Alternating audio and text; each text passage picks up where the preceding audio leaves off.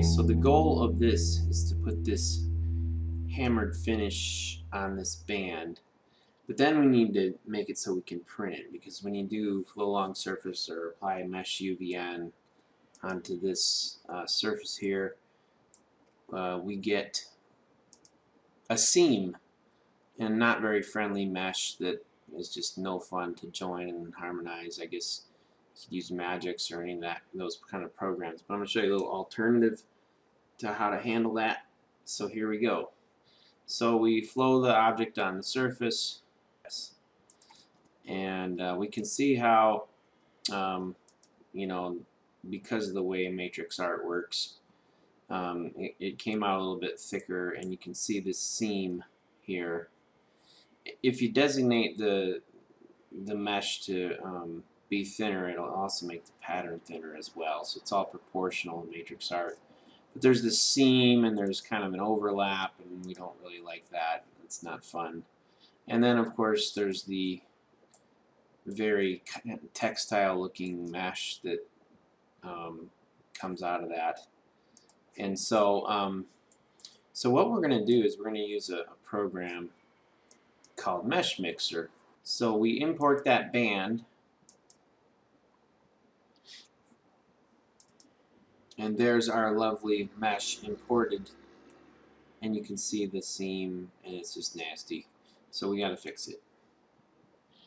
And so MeshMixer has this wonderful tool called Make Solid, and you just click on Make Solid, and Shazam, it gets rid of all the textiling. It closes up the seam. I mean, look at that, all the way through. I mean, just in that fast. Amazing. So now we can use some of the soft tools and things to edit that seam. We can go to the sculpt tool, and I think, there we go. And we can use this flatten, and let's try to just kind of flatten this a little bit, and make our size a little bit bigger. You can also go into this secondary brush.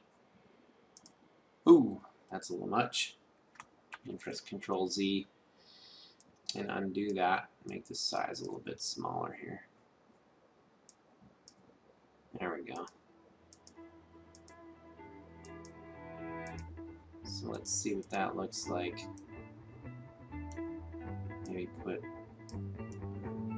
there, and we'll put that section under one of the flowers.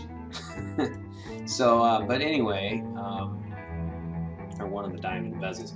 But that pretty much makes it seamless, and then you can just export it as an STL. And I chose band only. I'm going to do another one. And so we export it, and then we bring it back into Matrix. And there's our, where's our MeshMixer sandbox? There it is. As an STL.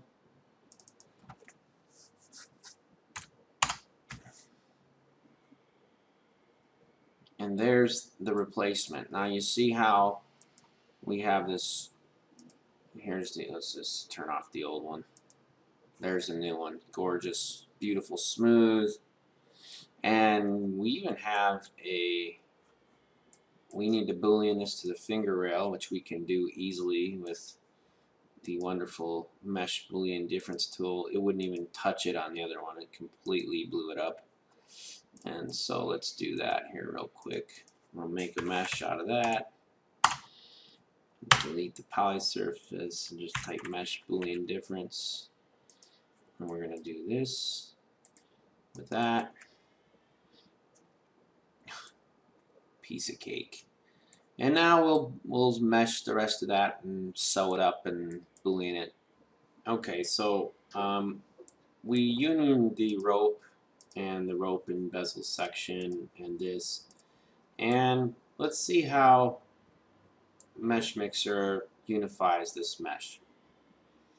So we're going to export it into an STL format, and then import it into MeshMixer and see how it makes it solid.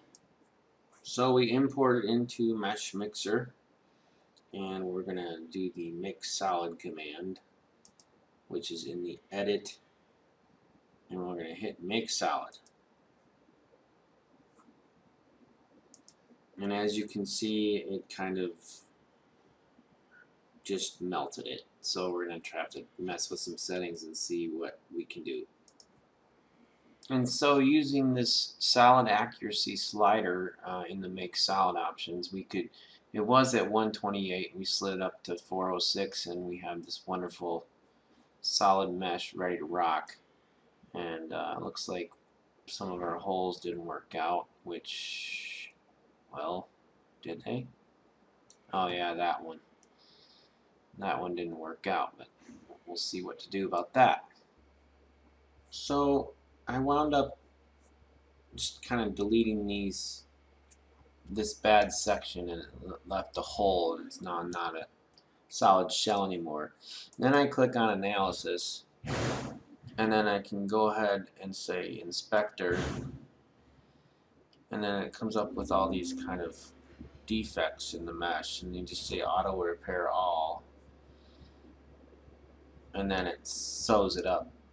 And then so what I'll do is now just export that as an STL and call it fix2, and then see if I can go back into matrix and Boolean difference that hole back out, and maybe just change the cutter slightly and make it a little bigger or something. I don't know.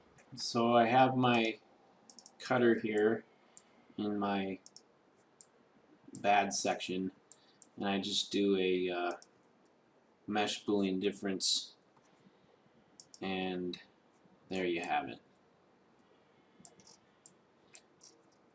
Not sure about how that'll translate, but when you look at the actual, you know, ring size, you really can't see all that stuff, but we'll see how it prints. So I loaded in NetFab here, and it's solid, no problem. If I hit the first aid kit, let's see what it comes up with. It's got that Boolean, didn't like it too much, but you know what? Get her done.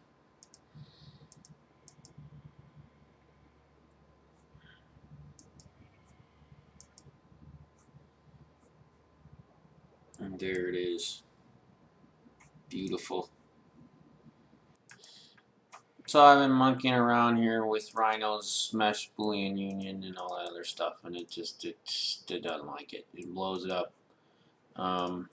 You know, tried Booleaning these ropes to this inside mesh was a failure.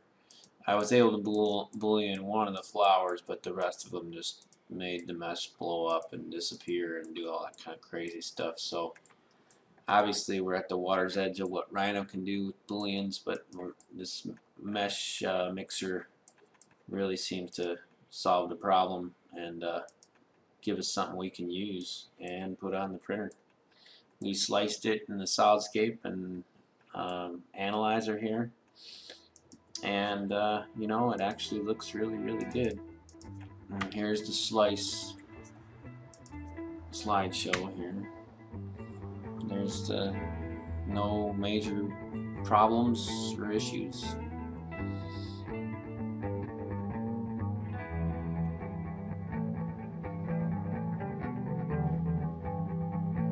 And there's the rope, the outside edge.